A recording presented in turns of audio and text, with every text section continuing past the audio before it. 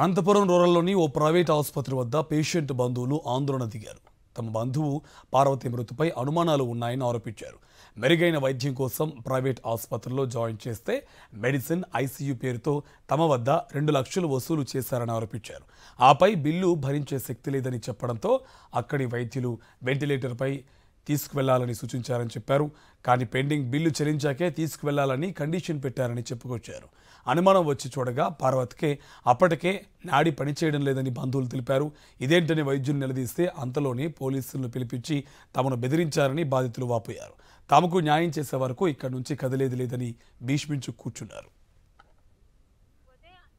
Government హాస్పిటల్లో admit చేశాం sir. అక్కడ అవ్వదమ్మా, మీరు వేరే హాస్పిటల్ కి తీసుకెళ్ళండి అన్నారు. అప్పుడు నైట్ అవ్వడంతో మేము ఇక్కడే అనంతపూర్లోనే, కర్నూలుకి తీసుకెళ్ళలేక అనంతపూర్లోనే 2-3 హాస్పిటల్స్ తిరిగాం సార్. అక్కడ ఎక్కడ అవ్వదు, కుదరదు అనేసరికి అంబులెన్స్ డ్రైవరే స్విమ్స్ హాస్పిటల్లో వచ్చి జాయిన్ చేశారు సార్.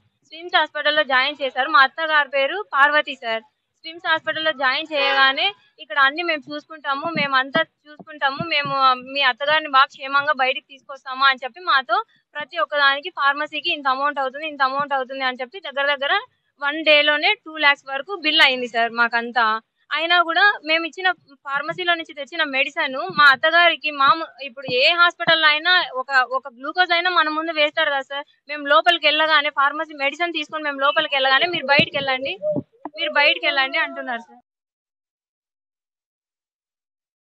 మాకైతే ఫ్రైడే ఇట్లా మేము డబ్బులు ఇంత కట్టలేము ఆడ, వితిన్ 24 hours లోపే ఇట్లా మా అత్తకి ఇట్లా డబ్బులు కట్టాలా, మీరు డబ్బులు కడితేనే అయ్యేదాన్ని, అట్లా ఇట్లా అని చెప్పినారు. 2 lakhs వరకు అయిపోయింది. మా వాళ్ళు ఇంకా కాదు సార్ కట్టేకి, మేము పని చేసుకునే వాళ్ళు, కూలి చేసుకునే వాళ్ళు, అట్లా ఇట్లా అని చెప్తే సర్లే మీరు ఒకవేళ డిశ్చార్జ్ కావాలంటే అయినా వెంటిలేటర్తో పాటు వెంటిలేటర్ ఉండే అంబులెన్స్ని మాట్లాడి ఆ వెంటిలేటర్ని ఆపరేట్ చేసే వాళ్ళని, టెక్నీషియన్ కూడా పంపించి మేము పంపిస్తామని చెప్పి వెంటిలేటర్ లేకోకుండా కింది వరకు తీసుకొచ్చేసి చనిపోయిన శవాన్ని మాకు అప్పగించి ఉండగా నేను పల్స్ చెక్ చేస్తే డాక్టర్ తేజ గారు ఉండుకొని నా మీదే అరిచినాడు. నువ్వా డాక్టర్, నేనా పల్స్ కొట్టుకుంటాను లేదా అది ఇది అని చెప్పేసి. పైన ఐసీయూలో ఉన్నాడు, 156 ఉండే పల్స్ కిందికి 6th floor నుంచి గ్రౌండ్ ఫ్లోర్ లాగానే 0% ఎట్లా అయిపోతుంది సార్.